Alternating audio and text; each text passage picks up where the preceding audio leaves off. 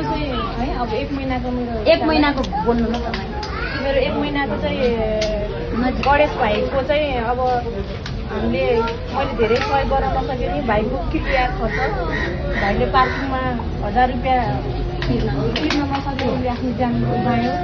आवेगमा नभयो भने त्यो सानो खालको आफ्नो छोरी श्रीमती आमा रोइरहनु भएको छ होइन। सबैजनालाई बुवा हुन्छ यतालाई चाहिँ सम्झेर चाहिँ भाइले चाहिँ आवेगमा अब अन्याय अत्याचार त समाजमा कति हुन्छ हिजोको दिनमा म आफै 17 दिन जेलमा बसेँ।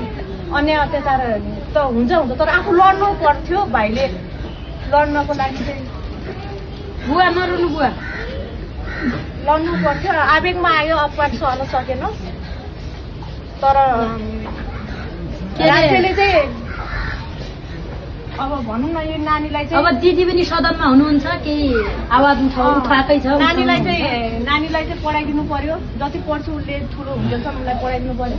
र नानीलाई चाहिँ भर्खर काम 20 वर्षको हुन्छ। उहाँले धेरै पढ्नु भएको छ। एकदमै एजुकेटेड वुमन हुनुहुन्छ उहाँ। अनि उहाँको गणेशजीको जो श्रीमती हुनुहुन्छ उहाँलाई चाहिँ राज्यबाट चाहिँ रोजगारीको व्यवस्था हुनु पर्यो भनेर म यही भिडियो मार्फत अपिल गर्छु। र यो मेरो 1 महिनाको स्यालेरी हजुरलाई